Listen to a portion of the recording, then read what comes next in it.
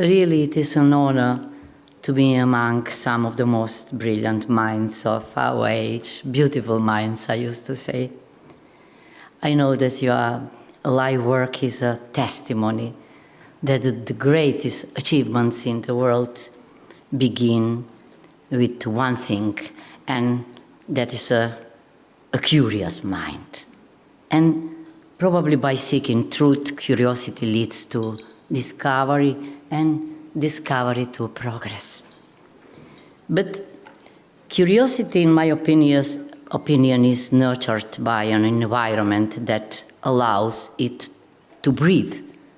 Sadly, for many students today, education does not create such an environment.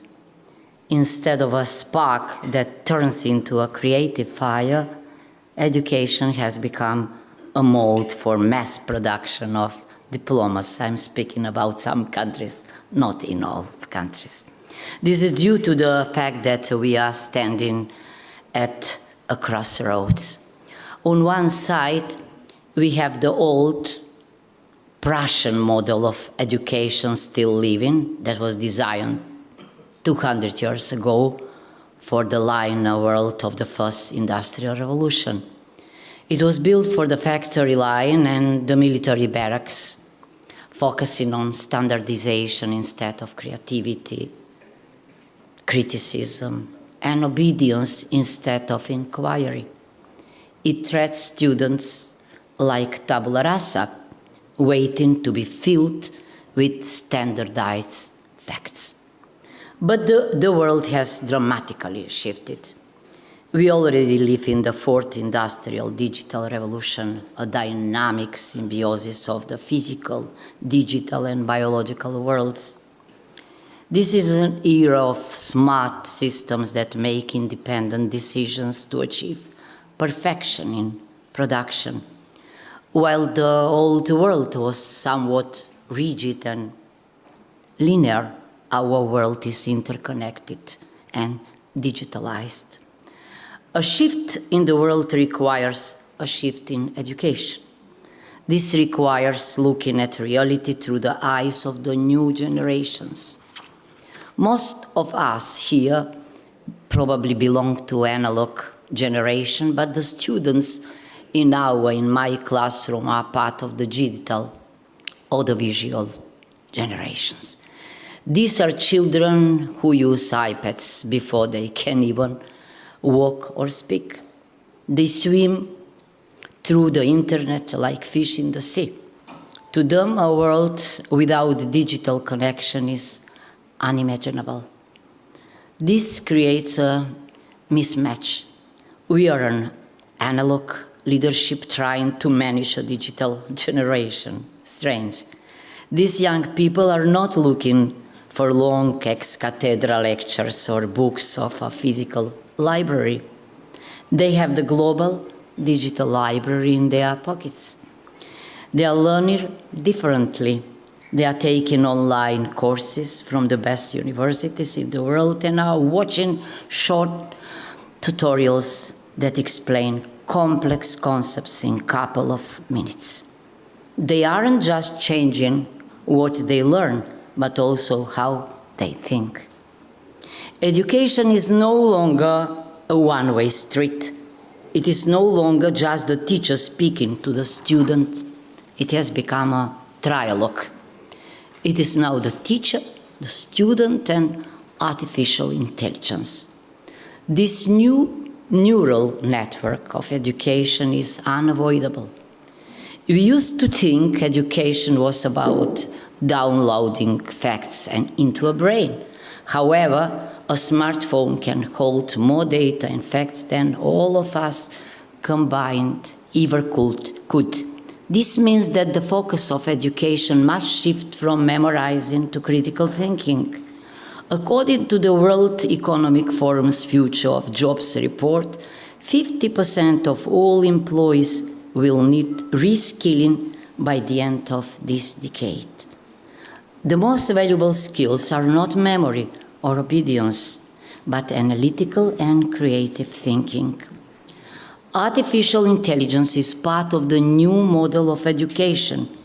It cannot and it should not be banned.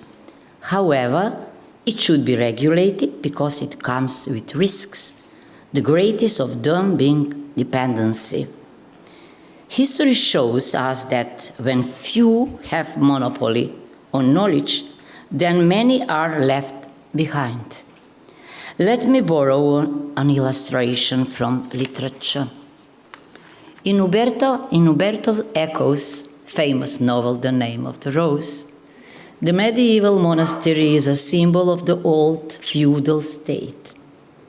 The Dominican monks, who are keepers of knowledge, represent a high-class intellectual elite, while the illiterate peasants are the serfs who live in ignorance and dependence. While the elite feasts, the serfs eat the leftovers. Yuval Noah Harari warns us that unregulated artificial intelligence can create a new digital peasantry, the consumers.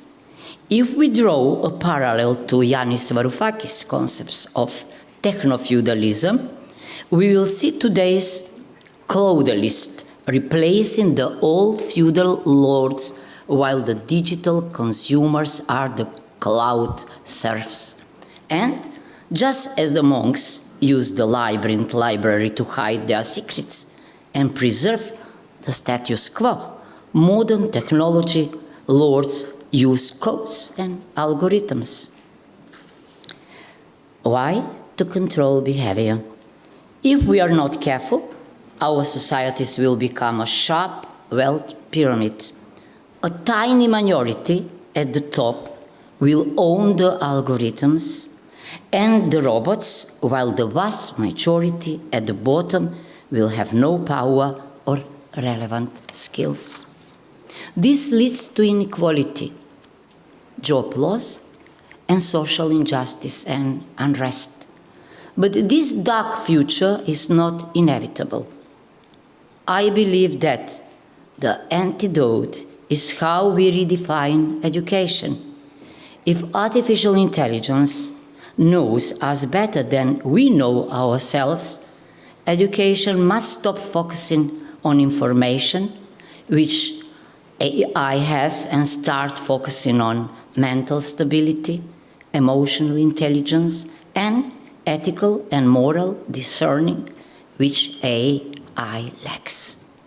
We need a global consensus that AI in education and in everyday life must be transparent, fair, and human-led. AI must remain a tool, not a master. This brings me to the theme that relates to everyone in this room. Whether you are an economist, a physicist, a chemist, or a physician, each and every one of you is driven by curiosity. Some of your discoveries have brought the greatest benefits to mankind. And with your example, you can help us put curiosity in the very core of the educational system. We need this paradigm shift, including in the Macedonian education system. The Macedonian education model, unfortunately, still operates under the old paradigm. This results with low PISA results and a loss of the potential. But I believe that in science, there are no small and big states, only small and big ideas. We have people with great ideas. We have chemists and physicists who are in the top 2% of most quoted scientists globally. We have women in STEM, often suppressing the regional and even European level. We have talent and potential, but we cannot do it alone.